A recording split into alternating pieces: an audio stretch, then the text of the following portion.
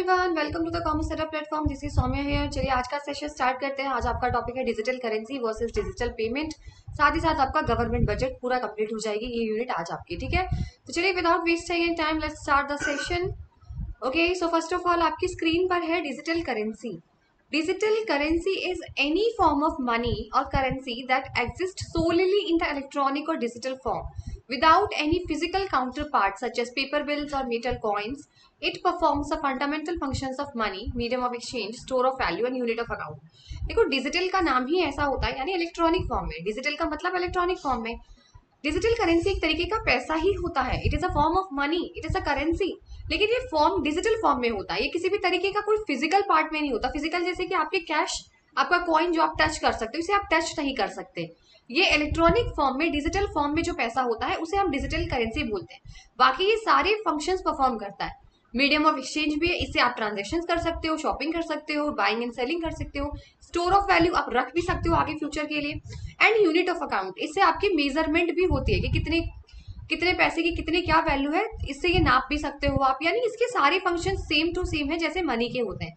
बस डिफरेंस इतना है कि इसके अंदर जो पैसा है वो आपको फिजिकल फॉर्म में ना मिलकर एक इलेक्ट्रॉनिक डिजिटल फॉर्म में रहेगा जिसे आप टच नहीं कर सकते, ठीक है। अब बात करते हैं की features of digital currency. Centralize or decentralize governance can be issued and controlled by central monetary authorities that is central banks or governed by decentralized blockchain protocols without central intermediaries. देखो दो तरीके की गवर्नेंस होती है इसके अंदर, centralise or decentralise. Ma'am centralise पैसा कौन सा होता है, डिसेंट्रलाइज पैसा कौन सा होता है? देखो सेंट्रलाइज मनी वो वाली करेंसी है जिसका पूरा कंट्रोल जो है वो आपकी आरबीआई करती है। जैसे आपने पढ़ा होगा इलेक्ट्रॉनिक रुपी, ई रुपी आपने कभी सुना है? ई रुपी करके आता है, नहीं सुना है? मैंने भी नहीं सुना था पहले, लेकिन आप सुना है। तो ई रुपी होता है करके इलेक्ट्रॉनिक रुपी। इलेक्ट्रॉनिक रुपी जो होता है वो आपका सेंट्रलाइज होता है। सेंट्रलाइज इसलिए होता है क्योंकि इसका पूरा कंट्रोल जो है वो आरबीआई करती है, यानी आपकी सेंट्रल बैंक करती है। लेकिन डिसेंट्रलाइज कौन से होते हैं बेटा? डिसेंट्रलाइज वो वाली करेंसीज होती हैं जो आपके गवर्नमेंट या सेंट्रल बैंक उसको कंट्रोल नहीं करती। ये कंप्यूटर नेटवर्क से चलता है, इसके अंदर कोई भी बीच में इंटरमीडियरी नहीं होती, बीच में कोई भी बीच में चेन नहीं है इसके अंदर। यहाँ पर ये जो है वो ब्लॉकचेन प्रोटोकॉल से चलता है, यानी कंप्यूटर नेटवर्क से चलता है। जैसे बिटकॉइंस, बिटकॉइन होता है ना जो आपका, तो इसमें किसी भी तरीके का सरकार का जो है वो कोई भी नियम नहीं लागू होता, ना कोई इस पे कंट्रोल कर सकता है। ये कंप्यूटर नेटवर्क अपने आप चलता है, ये अपने आप यूज होता है, ठीक है। दूसरा है borderless and seamless transaction. It enables direct peer-to-peer or institution-to-institution transfer globally without the physical logistics of moving cash. अगर मैं बात करूं, आपके पास अगर करेंसीज हैं, इलेक्ट्रॉनिक करेंसीज हैं, इलेक्ट्रॉनिक डिजिटल करेंसी है, तो आप लोगों को अपना पैसा ट्रांसफर करने में कोई भी दिक्कत नहीं आएगी। बॉर्डरलेस, बॉर्डरलेस का मतलब आप कहीं भी ये पैसा ट्रांसफर कर सकते हो। अमेरिका, रशिया, चाइना, एनीवेयर, आप कहीं भी यहाँ घर बैठे बैठे आप अपना पैसा कहीं भी ट्रांसफर करा सकते हो। सीमलेस ट्रांजेक्शन होता है, कोई भी फॉर्मेलिटी, कोई भी ज्यादा कॉम्प्लिकेशंस नहीं होते हैं। आपको सबसे अच्छी यहाँ पर सेफ्टी ये मिलती है कि आपको पैसा नगद में ले जाकर फिजिकली पहुंचाने की जरूरत नहीं है। थर्ड है आपका instant digital accounting. Transactions are verified, settled and recorded digitally on the electronic ledger और the distributed blockchains in real time और नियर रियल टाइम। देखिए जो भी आपने ट्रांजेक्शन्स किए होंगे ऑटोमेटिकली वो वेरीफाई होते हैं। आपके जो इलेक्ट्रॉनिक लेजर्स होते हैं आपके फोन के अंदर, आपके लैपटॉप के अंदर, वहां आपका पूरा डेटा रिकॉर्ड होता है। अच्छा एक बात बताइए, आप लोग पेमेंट यूपीआई वगैरह करते हो तो पूरी हिस्ट्री नहीं होती उसके अंदर कि आपने कब किसको क्या पे किया था, आपके पास कितना पैसा कब आया था? पूरे फोन में आपकी पूरा रिकॉर्ड रहेगा, डिजिटली रिकॉर्ड रहता है पूरा, ठीक है। तो ये बहुत अच्छी चीज है इसमें। फिर आता है cryptographic security. Cryptographic security means it utilize advance cryptographic techniques and secure database protocols to prevent the double spending and counterfeit creations.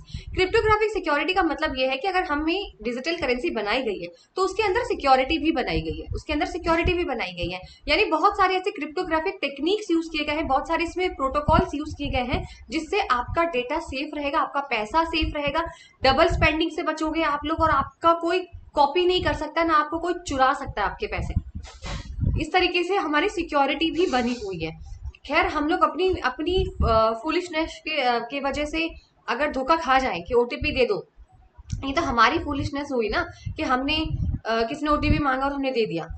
ठीक है ना। तो उस चीज से अगर आप ठग जा रहे हो तो दैट इज योर फॉल्ट। लेकिन इन लोगों ने अपनी पूरी सिक्योरिटी टाइट कर रखी है। मैंने अभी बहुत देखा था कि कभी कभी अब क्या होने लगा है कि अगर आप पेमेंट करते हो ना तो आपसे एक दो बार और कंफर्मेशन मांगते हैं कि आप ही तो हो ना जो पेमेंट कर रहे हो। तो यानी यहाँ पर सिक्योरिटी बहुत टाइट कर रखी हुई है ताकि आपका पैसा चोरी ना हो और आप खुद डबल स्पेंडिंग से भी बचें।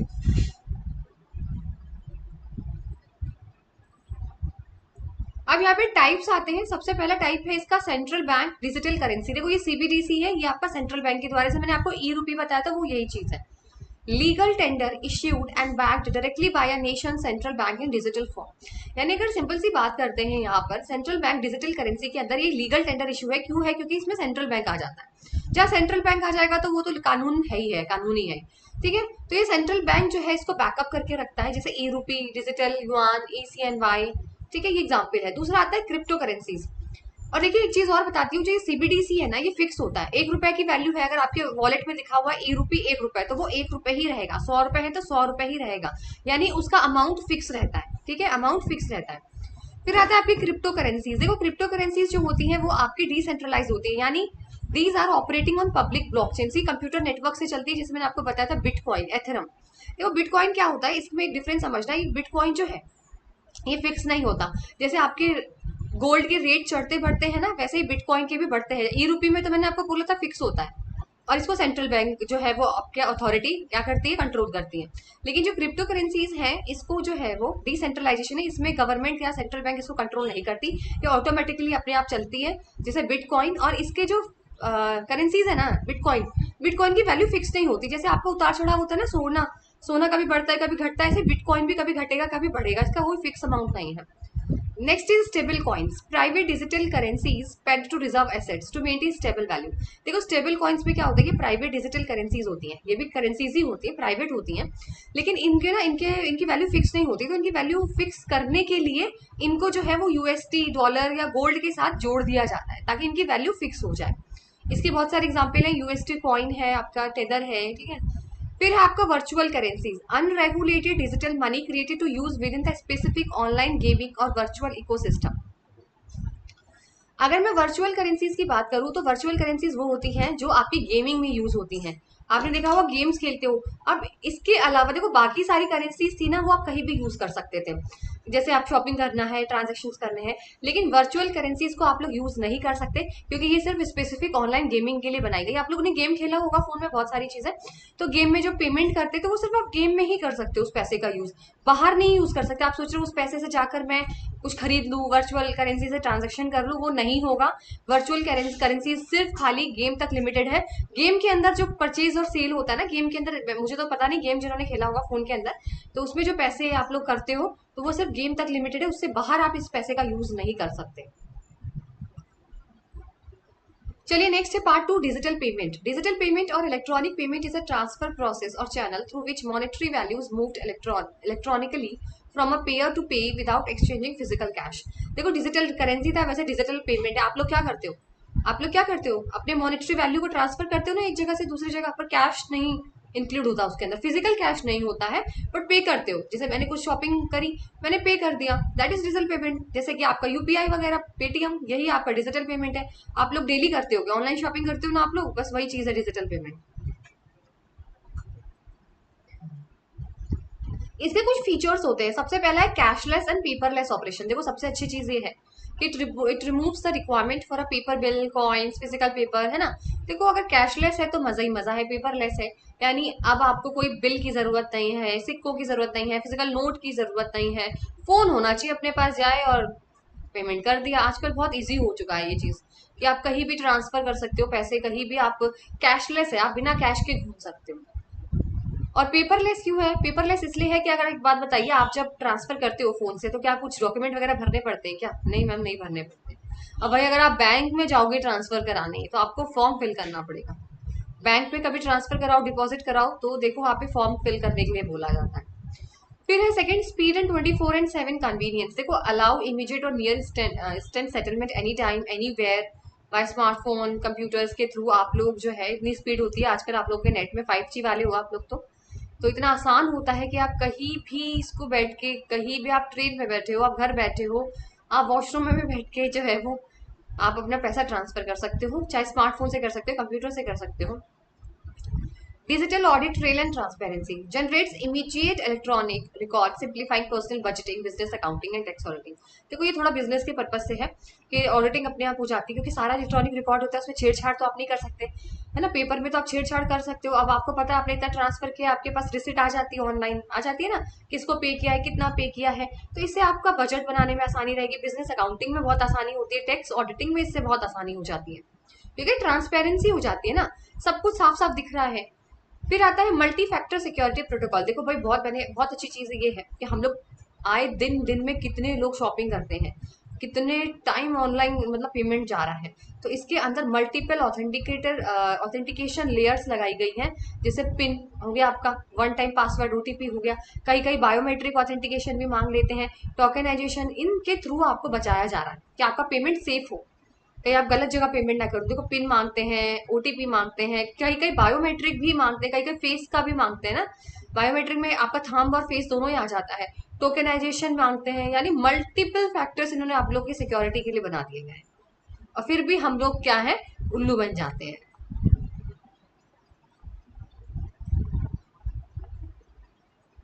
और ये चीज होती है सबके साथ कहीं ना कहीं लाइफ में, एक बार सबने ये धोखा खाया होगा, और ये वाला। और हमारे यहाँ साथ भी एक बार ये हुआ था, और मैं आपको बताती हूँ किस तरीके का फ्रॉड हुआ था ये वाला चीज।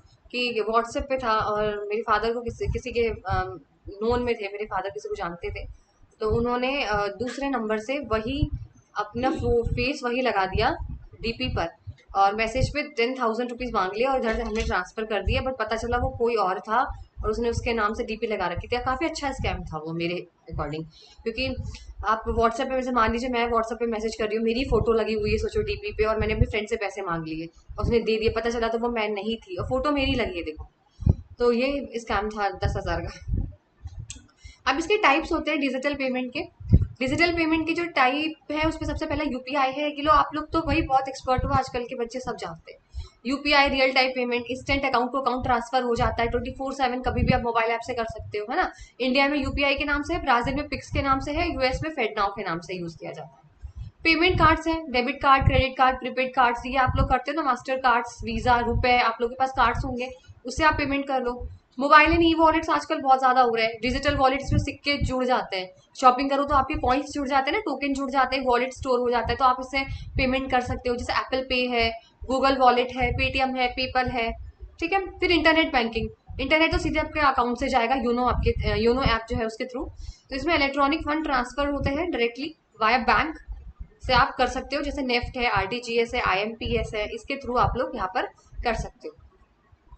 फिर कॉन्टेक्टलेस है, क्यूआर कोड जो होते हैं, प्रॉक्सिमिटी पेमेंट जो जैसे टैपिंग करके नहीं होता है, आप जाते हो सीधे बस क्यूआर कोड जो होता है उस पर अपना फोन दिखाते हो, ये पास वाले के लिए है। देखो कॉन्टेक्टलेस का मतलब पास में से दूर से भी हो जाता है। मेरे फादर कभी कभी क्या होता है, वो क्यूआर कोड है उसको भेज देते हैं फोन पर, और उससे फिर हम लोग यहाँ से डायरेक्टली पेमेंट कर देते हैं। तो ये कॉन्टेक्टलेस भी है कि आप तुरंत टैप करो और आपका कोड आ जाएगा, और कोड करके आप पेमेंट कर दो। भारत क्यूआर है, मर्चेंट क्यूआर है, टैप टू पे है, बहुत सारी सारी डिवाइसेस, सिर्फ टैप करो और हो जाएगा काम, ठीक है। तो ये सारी चीजें मैंने आपको बता दी टाइप्स। थोड़ा सा क्विक कंपैरिजन कर लेते हैं यहाँ पे। आ गया ये।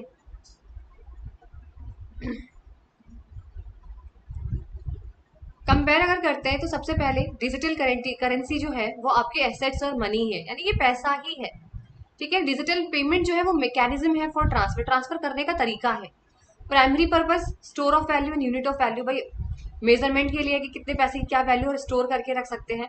लेकिन डिजिटल पेमेंट ट्रांसफर के लिए होता है। डिजिटल पेमेंट में हम लोग बचा के थोड़ा ना रखते, पेमेंट करने के लिए रखते हैं ना, ट्रांसफर करने के लिए। डिजिटल करेंसी का कोई भी फिजिकल फॉर्म नहीं होता, ऐसे डिजिटल पेमेंट का भी कोई भी फिजिकल फॉर्म नहीं होता है, डिजिटली ही ये काम किए जाते हैं। और डिजिटल करेंसी जैसे मैंने आपको बताया, 1 रुपए अगर डिजिटल बैंक सेंट्रल में 1 रुपए है, बिटकॉइन है, और डिजिटल पेमेंट में क्यूआर कोड है, स्कैनिंग के थ्रू हम लोग पे करते हैं, ठीक है। रिप्रेजेंटेटिव एग्जाम्पल से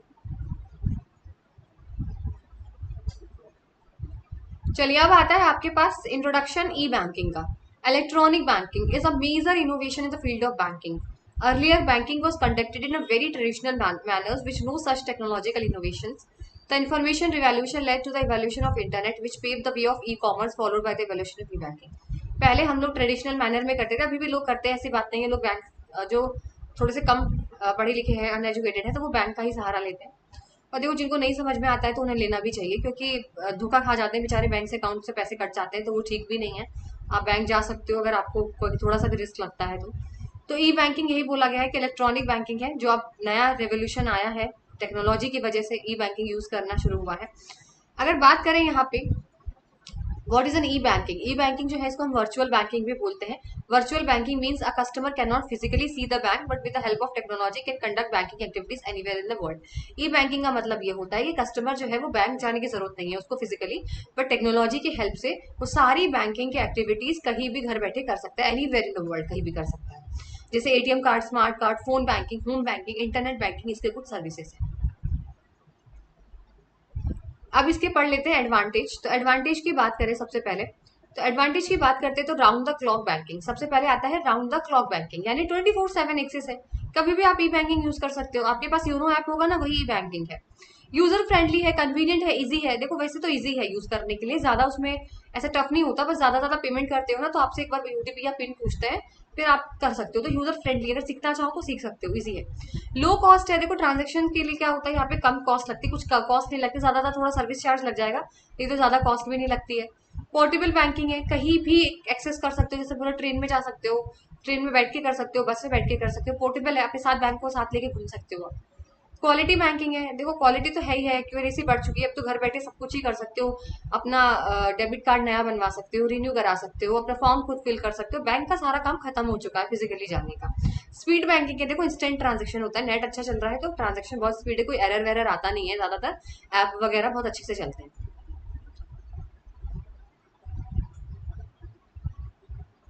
अब लिमिटेशन की बात करें तो लिमिटेशन जो है वो थोड़ा बहुत पूरा प्रॉपर सेटअप करने में दिक्कत है। Startup cost, high initial setup in infrastructure expenditure. जिन्होंने भी ये बनाया होगा, गवर्नमेंट ने जब ई बैंकिंग बनाया होगा, तो इनिशियल सेटअप, शुरू का खर्चा कितना लगा होगा भाई। उन्होंने हायर करे होंगे बहुत सारे लोगों को, बहुत सारा इंफ्रास्ट्रक्चर बनाया होगा। आपके लिए तो बहुत ईजी है फोन चलाना, लेकिन जिन्होंने बनाया है उनके लिए कितना टफ है। ट्रेनिंग एंड मेंटेनेंस, देखो रेगुलर टेक्निकल सपोर्ट को स्टाफ देना, जो बैठे हुए हैं आपके कॉल सेंटर्स हैं, जो बाकी जो ये लोग सारा बना रहे हैं, सिक्योरिटी, कोडिंग, ये सब वो सब जो कर रहे हैं, इंजीनियर्स है मोस्टली, तो इंजीनियर्स ही मिलेंगे, तो उनका ट्रेनिंग का खर्चा, उनका मेंटेनेंस का खर्चा है ना। सिक्योरिटी का डर थोड़ा सा यहाँ पे रहता है, क्योंकि it's a vulnerability to cyber threat, phishing and fraud. Fraud बहुत ज्यादा हो रहे हैं, ये थोड़ा सा इश्यू है, सबसे बड़ा इश्यू मुझे लगता है। अभी भी लोगों के साथ आए दिन फ्रॉड हो रहे हैं, साइबर थ्रेटिंग हो रही है, फिशिंग हो रही है। ठीक है, उनको फिशिंग मतलब उनको ईमेल जो है वो जंक स्पैम वाली ईमेल भेज भेज के लोग क्लिक कर रहे हैं। आजकल ज्यादातर लॉटरी वाले बहुत आते हैं, आप लॉटरी जीते या ये जीते, ऐसा हो सकता है क्या। और कुछ लीगल इश्यूज भी यहाँ पर देखने को मिलते हैं, तो ये इसके कुछ डिसएडवांटेज हैं। बाकी मैं फिर ऊपर चलती हूँ, ये ऐसे बन गया है, हम लोग साइड से पढ़ते हैं। टाइप्स ऑफ इलेक्ट्रॉनिक बैंकिंग, जिसमें सबसे पहले डेबिट कार्ड आता है। It's similar to ATM card, अब तो डेबिट कम एटीएम एक ही है। अब एटीएम कार्ड अलग नहीं बनता है, अब डेबिट और एटीएम साथ में ही बनता है। They both allow cash deposit and withdrawal at ATM, that की difference is that a debit card can also be used to make a purchases directly at a retail locations। बस इतना फर्क बताया हुआ, लेकिन अब तो ऐसा नहीं होता है, अब पहले हुआ करता होगा, बट अभी तो डेबिट कम एटीएम, मेरा भी डेबिट कम एटीएम ही है, तो दोनों ही आप विड्रॉ कर सकते हो, कैश डिपॉजिट कर सकते हो। बस डिफरेंस इसमें इन्होंने ये बताया कि डेबिट कार्ड से आप परचेज भी कर सकते हो, जैसे डिपार्टमेंटल स्टोर्स हैं वहां से आप परचेज करते हो, एटीएम कार्ड से आप नहीं कर सकते। एटीएम से सिर्फ कैश ही तो निकाल पाओगे ना, शॉपिंग नहीं कर सकते एटीएम कार्ड से, लेकिन डेबिट कार्ड से शॉपिंग कर सकते हो अगर अलग अलग बनता है तो। सेकेंड है आपका automatic bill payment, transfers money electronically from your account to pays bill automatically on designated due dates. भाई आप बिल ऑटोमेटिकली पेमेंट हो जाता है आज आप लोगों का, हम लोग भी बिल पे करते हैं, गैस का हो गया, इलेक्ट्रिसिटी है, वाटर है, बिजली का है, ऑटोमेटिकली ड्यू डेट आ जाती है और पे हो जाता है, दैट इज वेरी गुड है ना। कभी कभी तो आप उसमें ऐसा फिक्स कर दो कि ऑटोमेटिक आपसे बैंक से कट जाता है। फिर है आपका online bill payment, online bill payment तो हम जब चाहे तब हर मंथ कर सकते हैं, है ना। ऑटोमेटिक तो भाई आप फिक्स कर दो अपने ऐप में, तो वो ऑटोमेटिकली ड्यू डेट्स आते ही वो खुद ही पेमेंट कर देता है। लेकिन ऑनलाइन में क्या होता है, हम लोग पे करते हैं सॉफ्टवेयर से या किसी बैंकिंग अकाउंट के ऐप से हम लोग करते हैं हर महीने। फिर आपका मोबाइल बैंकिंग, सेल फोन है, जो हम डायरेक्टली सेल फोन से बैंकिंग ट्रांजेक्शन करते हैं ना। जैसे हमारे टैक्स अलर्ट आते रहते हैं कि भाई आपका इतना बैलेंस बचा है, आप चेक कर सकते हो, आपने इतना पे बिल किया है, ये सारी चीजें जो है वो आप सेल फोन बैंकिंग से भी कर सकते हो। ज्यादा कुछ है नहीं इसमें ना। अब आता है government budget. A government budget is an annual financial statement showing item-wise estimate of receipt and expenditure during a fiscal year. देखो, गवर्नमेंट बजट का मतलब ये होता है कि गवर्नमेंट के पास कितना पैसा आ रहा है और वो कितना खर्च कर रहा है, कितना पैसा उनको मिल रहा है और कितना पैसा वो खर्च कर रहे हैं. That is government budget during a fiscal year. मतलब 1 अप्रैल से 31 मार्च का डेटा हमें बताना है यहाँ पर. ठीक है. अगर इसका स्ट्रक्चर देखें तो इसमें 2 तरीके के आपको दिख रहे हैं, रेवेन्यू और कैपिटल. देखो याद रखना, रेवेन्यू रिसिट्स वो रिसिट्स होती है जिससे ना तो गवर्नमेंट का कोई कर्ज बढ़ता है ना उनकी संपत्ति कम होती है. मैं फिर से बोल रही हूँ, रेवेन्यू रिसिट वो रिसिट होती है ना तो सरकार के पास उस चीज को लेकर कोई कर्जा बढ़ेगा और ना ही उनकी एसेट्स कम होती है. लेकिन कैपिटल रिसिट्स वो रिसिट्स होते हैं या तो एसेट्स कम होगी या तो कर्जा बढ़ेगा, दोनों में से एक चीज तो होगी ही होगी. ठीक है. मैं बता देती हूँ, आप लोगों को टेंशन मत लीजिए, बहुत इजी एग्जाम्पल से समझाती हूँ. देखो, रेवेन्यू रिसिट्स वो रिसिट्स होते हैं जो सरकार को मिल रहे होते हैं, डे टू डे मिलता है. जैसे टैक्स मिल रहा है सरकार को. अब सरकार को हम लोग टैक्स जो दे रहे हैं, सरकार की जो कमाई हो रही है, टैक्स मिल रहा है सरकार को, क्या बताओ उससे टैक्स मिलने से सरकार की क्या कोई कर्ज बढ़ रहा है? सरकार को कोई वापस लौटाना है टैक्स? नहीं, मैं वापस नहीं लौटाना है. क्या उनकी कोई एसेट्स बेचने पड़ गए उनको, या उनकी कोई संपत्ति कम हो गई है टैक्स लेने से? नहीं हो रही है. दैट इज रेवेन्यू रिसिट जो रोज का. और कैपिटल रिसिट वो होता है जो कभी कभी उनकी कमाई होती है, कभी कभी कमाई होती है, कभी कभी. लेकिन उनमें उसमें क्या होता है, उसमें ये चीज होती है कि आपको जो है वो या तो आपका एसेट्स कम हो जाएगा या तो आपका कर्जा बढ़ जाएगा. मान लीजिए उन्होंने लोन ले लिया तो लोन का ब्याज नहीं देंगे, वो लाइबिलिटी बढ़ गई ना. भाई लोन लिया है सरकार ने, सोचो किसी चीज के लिए हेल्थ वगैरह एजुकेशन के लिए लोन लिया गया है, तो अगर वो लोन ले लिया है तो लोन समझ लीजिए फिर वो लोन वो चुकाएंगे नहीं. तो चुकाएंगे तो फिर उनसे उनका कर्जा नहीं बढ़ चुका है, या तो लाइबिलिटी बढ़ेगी या तो एसेट्स कम होता है. तो इनका डिफरेंस देख लीजिए, रेवेन्यू रिसिट्स में ना तो कोई लाइबिलिटी बढ़ती है ना ही कोई एसेट्स घटता बढ़ता है. ठीक है. लेकिन कैपिटल रिसिट्स में या तो कर्ज बढ़ेगा या तो एसेट्स आपकी कम होगी, दोनों में से कोई एक होता है, साथ में नहीं होंगे. रेवेन्यू रिसिट्स जो है उनको सेटिस्फाई करना जरूरी है, दोनों कंडीशंस को. इसमें एक कंडीशन होनी जरूरी है. रेवेन्यू रिसिट्स रेगुलर है, नॉर्मल जो सरकार कमा रही है नॉर्मल. लेकिन कैपिटल रिसिट्स कभी कभी इनको पैसा मिलता है इन्वेस्टमेंट्स वगैरह के थ्रू. रेवेन्यू रिसिट्स में कोई भी फ्यूचर ऑब्लिगेशन नहीं होता कि पैसा वापस करना है, लेकिन कैपिटल में आपको करना ही करना है वापस, क्योंकि वो आपका कर्ज बढ़ चुका है. अब रेवेन्यू रिसिट्स में 2 टाइप के मैंने आपको ऊपर दिखाए थे, टैक्स रेवेन्यू और नॉन टैक्स रेवेन्यू. तो कहाँ से पैसे आते हैं आप समझ रहे हो मैम, कहाँ से आते हैं? टैक्स मैंने आपको बताया, income tax, GST, corporate tax, या तो फीस हो गई भी, चालान वालान काटते हैं ना आप लोग जो ड्रिंक एंड ड्राइव करते हो, और आप लोग सामने वाले का जो सोच विचार करके चढ़ा देते हैं किसी के ऊपर भी, है ना, जान ले लेते हैं दूसरों की. तो फीस है, फाइन है, पेनल्टी है, डिविडेंड है, इनके थ्रू की जो कमाई होती है. तो इसमें देखो उनका कोई ना कर्ज बढ़ रहा है ना उनकी कोई एसेट्स कम हो रही. कैपिटल रिसिट्स में ना वो लोग उधार लेते हैं. सपोज करिए किसी पब्लिक फॉरेन एंटिटीज, आरबीआई से उन्होंने पैसा उधार लिया है तो उनके कर्ज बढ़ गया.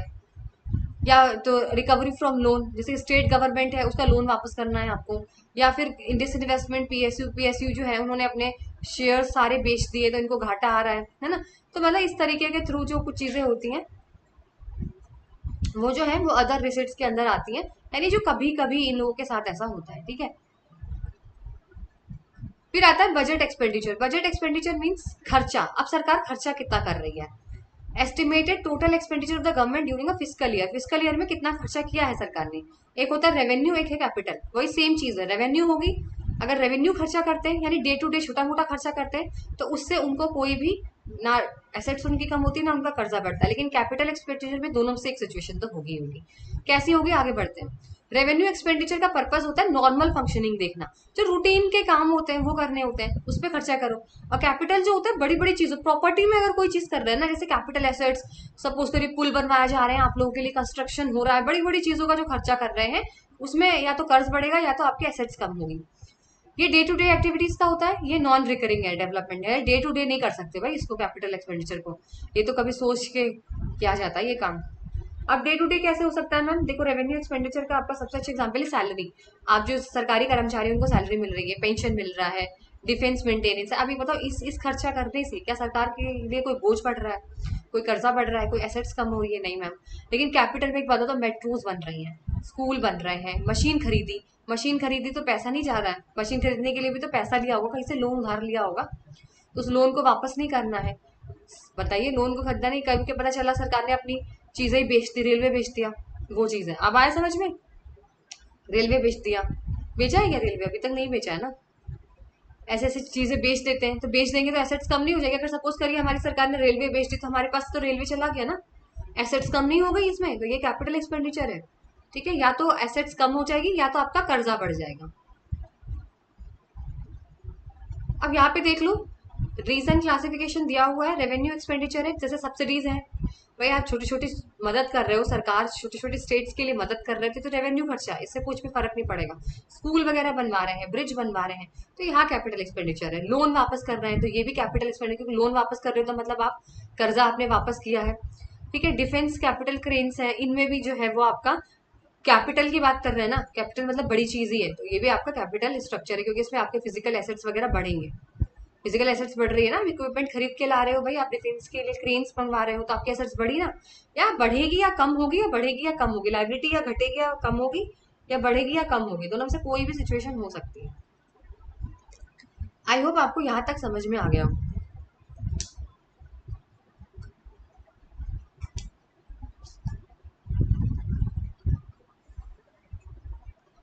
अब दूसरा क्लासिफिकेशन देख लेते हैं, plan versus non plan, development versus non development. अगर मैं प्लान एक्सपेंडिचर की बात करूं, plan expenditure directly related to the central plan and the 5 year development programmes. Example agricultural, energy, transport projects. Non plan expenditure include routine operational expenses outside scope of plan, interest payment, defense services, mandatory for country operations। देखो यहाँ पर क्या बोला गया है कि plan expenditure वो plan होता है जो हम प्लानिंग के अकॉर्डिंग खर्चा करते हैं। जैसे 5 year प्लान का नाम आप लोगों ने सुना होगा, पहले प्लानिंग कमीशन था, प्लानिंग कमीशन को चेंज करके क्या कर दिया गया, 5 year प्लान, 5 साल का प्लान। आप लोगों को सब जानते हो, कॉमर्स के स्टूडेंट्स हो, ठीक है, तो सेंट्रल प्लान यानी 5 साल का प्लान बनाया जाता है, 5 साल के लिए हम क्या क्या करने वाले, that is called plan expenditure. Non plan वो होता है जो हम डेली के लिए कर रहे हैं, आउटसाइड ऑफ प्लान। ऐसा कुछ नहीं है 5 साल के लिए हमने बनाया, नहीं, जैसे हम बस कंट्री के लिए जो जरूरी है वो काम कर रहे हैं, जैसे इंटरेस्ट ब्याज पे करना, डिफेंस सर्विसेज के लिए कुछ करना, यानी इसके लिए कोई प्लान नहीं बनाया जाता खर्च करने के लिए। दूसरा होता है development versus non development. Development directly aids to the flow of goods and services, health, education, infrastructures. देखो जहाँ पे सामान का फ्लो बढ़ जाए, गुड्स एंड सर्विसेज का फ्लो बढ़ जाए, प्रोडक्शन बढ़ जाए, जहाँ पे आपकी कंट्री ग्रोथ करने लगे, आपकी कंट्री क्या हो, डेवलप करने लगे, वहां पे खर्चा करना। तो कैसे डेवलप कंट्री होगी, सबसे पहले एजुकेशन पे आइए, फिर हेल्थ पे करिए, फिर काम करिए, इंफ्रास्ट्रक्चर्स पे करिए, रोड पे करिए, है ना, तभी तो डेवलप होगे। डेवलपमेंट के लिए जो खर्चा करोगे वो डेवलपमेंट है। और नॉन डेवलपमेंट कौन से होते हैं, जो आप एडमिनिस्ट्रेटिव और सिक्योरिटी के लिए, देश की सुरक्षा के लिए जो आप खर्चा करते हो, पुलिस के ऊपर जो आप खर्चा करते हो, डिफेंस के ऊपर आप जो खर्चा करते हो, कोर्ट, जस्टिस, एडमिनिस्ट्रेशन के ऊपर जो खर्चा करते हो, वो चीज है नॉन डेवलपमेंट। समझ में आ गया? अब यहाँ पर type of budget and measure of government budget. Types of budget होते हैं, बैलेंस बजट होता है, बैलेंस का मतलब जितना सरकार को मिला उतना सरकार ने खर्चा कर दिया। Where your estimated receipt is equal to estimated expenditure, जितना रिसिट था उतना खर्चा। सरप्लस बजट वो बजट होता है जब आपका रिसिट ज्यादा है एक्सपेंडिचर से, भाई मिल ज्यादा रहा है, खर्चा कम हो रहा है, तो फिर सरप्लस सरप्लस बढ़िया ही बढ़िया। लेकिन डेफिसिट बजट वो होता है जब आपका खर्चा ज्यादा हो रहा है पर रिसिट कम हो रहा है। ये चीज आपको याद होनी चाहिए। अब इसके अंदर सबसे पहले आता है रेवेन्यू रिसिट। रेवेन्यू रिसिट्स का मतलब होता है excess of total revenue expenditure over total revenue receipt during a fiscal year. जब सरकार का डे टू डे का जो खर्चा होता है, डे टू डे का खर्चा वो ज्यादा हो जाए और पर डे टू डे से कमाई कम मिल रही है, जो डे टू डे का जो खर्चा है वो डे टू डे की कमाई से ज्यादा है, यानी अब आपके पास इतना भी पैसा नहीं बच रहा है कि आप डेली का खर्चा जो है इतना ज्यादा हो चुका है आप लोगों के पास कि गवर्नमेंट जो है वो डिस सेविंग करने लग गई है, यानी उनके पास कुछ बच ही नहीं रहा, खर्चा ज्यादा हो रहा है, कमाई कम हो रही है। छोटा छोटा खर्चा, छोटा रेवेन्यू से मतलब समझना छोटा छोटा खर्चा रूटीन का, और रेवेन्यू रिसिट का मतलब छोटी छोटी कमाई जैसे टैक्स से मिल रही है ना। तो रेवेन्यू का खर्चा बहुत ज्यादा है, रिसिट कम है, तो ये होता है रेवेन्यू डेफिसिट। दूसरा आता है fiscal, fiscal deficit, excess of total expenditure over total receipts excluding borrowing during a given fiscal year reflects the total borrowing requirements। देखो फिस्कल पहले मैं आपको एक छोटी सी चीज बता दूं फिस्कल के बारे में, मैंने बताया नहीं। देखो फिस्कल पॉलिसी आप लोग याद रखना कि फिस्कल पॉलिसी जो होती है वो गवर्नमेंट के द्वारा करी गई होती है। फिस्कल पॉलिसी का सिंपल सा मतलब होता है सरकार कितना खर्चा कर रही है आप लोगों के ऊपर, गवर्नमेंट का एक्सपेंडिचर यहाँ पे देखा जाता है कि गवर्नमेंट इंफ्रास्ट्रक्चर्स पे, गवर्नमेंट हेल्थ पे, गवर्नमेंट एजुकेशन पे, गवर्नमेंट इन सब चीजों पे कितना खर्चा आप लोगों के लिए कर रही है। ठीक है, ये फिस्कल पॉलिसी है। और मॉनेटरी पॉलिसी जो होती है वो आरबीआई या सेंट्रल बैंक करती है क्रेडिट क्रिएशन कंट्रोल करने के लिए। इसलिए ये क्वेश्चन बहुत बार एग्जाम में आता है फिस्कल और मॉनेटरी से रिलेटेड। देखो, फिस्कल डेफिसिट का मतलब होता है excess of total expenditure over total receipt excluding borrowing during a given fiscal year reflect total borrowing requirement. यानी आज का आपका जो पूरा साल का खर्चा था, इस साल का आपका पूरा खर्चा माइनस कर दो जो पिछले साल किसी से उधार लिया था ना, पिछले साल जिससे भी किसी से भी उधार लिया था उसका माइनस करके जो बचता है that is called fiscal deficit. आ गया समझ में? यानी आपका जो इस साल का पूरा खर्चा जो सरकार ने किया उसमें पिछले साल का जो आपने उधारी ली थी उसको हटा के, उसको माइनस करके जो निकलेगा वो फिस्कल डेफिसिट निकलेगी। यानी टोटल बोरोइंग्स कितनी है आपकी। तो आप फॉर्मूला देख रहे हो यहाँ पे, टोटल एक्सपेंडिचर में से टोटल रिसिट माइनस की है एक्सक्लूड करके बोरोइंग्स, और revenue expenditure plus capital expenditure minus revenue recording plus capital ex borrowings. Simple सी बात है, आपका ज्यादा खर्चा आपका ज्यादा है, आपका खर्चा ज्यादा है, इस साल का पूरा खर्चा आपका ज्यादा है। ठीक है, आपके टोटल रिसिट से, कितने से? टोटल रिसिट से जितनी आपकी टोटल कमाई है। अगर मैं आपको सिंपल सी भाषा में बताऊं, आपका टोटल खर्चा इस साल का बहुत ज्यादा है टोटल रिसिट से, जितना आपको मिला नहीं उससे ज्यादा आपको टोटल है। टोटल का मतलब रेवेन्यू कैपिटल दोनों आ गए। मैं कंफ्यूज नहीं करूंगी आपको कि पुराना से माइनस करना है, आप सिंपल समझो, नहीं तो आप बहुत कंफ्यूज हो जाओगे। आप इतना याद रखो, टोटल एक्सपेंडिचर में से टोटल रिसिट माइनस कर दो, लेकिन उसके अंदर उधार वाली चीज नहीं आएगी, याद रखना। उसमें क्या नहीं आएगी? बोरोइंग्स नहीं आएगी, उधार वाली चीज नहीं इंक्लूड होगी। बाकी टोटल खर्चा में कैपिटल रेवेन्यू दोनों आएगा, माइनस कर दीजिए टोटल रिसिट में भी दोनों आएंगे। दोनों क्या आएंगे? रेवेन्यू का भी आएगा रिसिट और कैपिटल का भी रिसिट आएगा। तो टोटल खर्चे में से टोटल रिसिट्स, आपका टोटल खर्चा अगर ज्यादा है टोटल रिसिट से तो फिस्कल डिफिसिट है, लेकिन उसमें बोरोइंग्स नहीं आती है। ठीक है, यानी आपका खर्चा बहुत ज्यादा है आपकी कमाई से, दोनों को मिला के रेवेन्यू कैपिटल, लेकिन इसके अंदर उधारी मत ऐड करना। और इससे होगा क्या? इससे क्या होगा आपको पता है? इससे क्या होगा? इससे होने ये वाला है कि आप डेट ट्रैप में फंस जाएंगे। यानी अब आपको ब्याज देने के लिए भी उधार लेना पड़ेगा। सिचुएशन इतनी खराब आ चुकी है अब आपकी सरकार की कि उन्हें ब्याज लेने के लिए भी बेटा उन्हें क्या करना पड़ेगा? ब्याज लेने के लिए भी उन्हें अब उधार लेना पड़ेगा। सोचो, इतनी बुरी कंडीशन आ गई कि ब्याज भी नहीं दे पा रहे, उधार पे ब्याज भी नहीं दे पा रहे हैं, उसके लिए भी उनको अब और पैसे लेने पड़ेंगे। ये तो बहुत बुरी तरीके से हालत हो गई है। इन्फ्लेशन आ गया है ना? इन्फ्लेशन आ गया है, अब ये टोटली फॉरेन पे डिपेंड हो जाएंगे। बर्डन हो गया, बहुत ज्यादा बोझ आ गया है। थर्ड है आपका प्राइमरी डेफिसिट। प्राइमरी डेफिसिट वो होता है जब आप फिस्कल डेफिसिट में से इंटरेस्ट ऑन पेमेंट माइनस कर दो, यानी difference between current year fiscal deficit. Fiscal deficit का मतलब मैंने आपको बताया टोटल बोरोइंग्स, यानी टोटल एक्सपेंडिचर ज्यादा है टोटल रिसिट से, उसमें से अगर आप ब्याज का पैसा माइनस कर देते हो ना, ब्याज का पैसा जो आपने उधार ले रखे है ना, उधार में ब्याज देते होगे, उसका पैसा हटा दोगे तो प्राइमरी डेफिसिट निकल आता है। ठीक है, फिस्कल डेफिसिट में से इंटरेस्ट पेमेंट माइनस कर दोगे। इंटरेस्ट पेमेंट का मतलब जो आपने उधारी ले रखी है उसका जो ब्याज है उसको घटा दीजिए, उसको प्राइमरी डेफिसिट कहते हैं। तो यही सिंपल सी बात है कि अगर जीरो आ गया, सोचो प्राइमरी डेफिसिट अगर जीरो आ जाता है तो इसका मतलब ये है कि borrowings are strictly used to pay past interest. जो आपने उधारी ली है उससे अब आप अपना पुराना ब्याज चुकता कर रहे हो, बड़ी कंडीशन है। ठीक है, ये थोड़ा सा डिफरेंशिएशन है जो आप यहाँ पे देख सकते हो। रेवेन्यू डेफिसिट का फॉर्मूला है revenue expenditure minus revenue receipts. यानी अब गवर्नमेंट जो है अपने डेली का खर्चा भी पूरा नहीं कर पा रही, इतना ज्यादा खर्चा हो चुका है कि डेली के जो छोटे मोटे खर्चे वो भी वो मीट नहीं कर पा रही, उसे पूरा नहीं कर पा रही। फिस्कल का मतलब होता है total expenditure minus total receipts, borrowings को एक्सक्लूड कर दिया गया है। ये मैं छोटा चार्ट इसलिए लाई हूँ ताकि आप लोग कंफ्यूज ना हो, इसी को याद कर लो बस। मतलब ये पूरा टोटल कितना उधार ले रखा है सरकार से वही फिस्कल डेफिसिट होता है, टोटल कितना उधार ले रखा है बस। प्राइमरी डेफिसिट का मतलब होता है फिस्कल डेफिसिट में से ब्याज का पैसा माइनस कर दो, तो यानी आपको borrowing requirement excluding past interest obligation. ये मैंने छोटा सा बना दिया है आपके लिए ताकि आपको कंफ्यूज ना हो, आप एक ही बार में इसको पढ़ लो। ठीक है, तो चलिए आज का सेशन यहीं तक था। ये आपकी पूरी यूनिट कंप्लीट हो चुकी है, मनी बैंकिंग गवर्नमेंट बजट पूरी कंप्लीट हो चुकी है, ये आपकी पूरी सीरीज। ठीक है, पूरी यूनिट आपकी यहाँ पे कंप्लीट हो चुकी है। नेक्स्ट यूनिट फिर हम लोग एक साथ ही करेंगे। अब मैं कोशिश करूंगी कि पूरे एक ही सेशन में आप लोगों को पूरा एक करा दूं। जो ज़्यादा लेंदी होंगे उनको मैं पार्ट 2 में डिवाइड करूंगी, लेकिन जो ज़्यादा लेंदी नहीं होंगे उनको मैं एक ही सेशन में कंप्लीट करने की कोशिश करूंगी कि आपको पूरा एक सेशन में जल्दी जल्दी अब मैं कंप्लीट करा दूं। तो अब आपको वीडियो डेली बेसिस पे मिलती रहेंगी। गैप जहाँ तक है वो नहीं होगा, बट यू नेवर नो, है ना, हेल्थ रीजन हो जाता है, बहुत सारी प्रॉब्लम हो जाती है, तो आई कांट प्रॉमिस, बट आपको सिलेबस में पूरी कोशिश है कि जल्दी से जल्दी मुझे कंप्लीट कराना। तो चलिए, वीडियो अगर अच्छी लगती है तो प्लीज कमेंट सेक्शन में जरूर बताइएगा। तब तक मिलते हैं आपसे नेक्स्ट सेशन में। Till then goodbye, take care.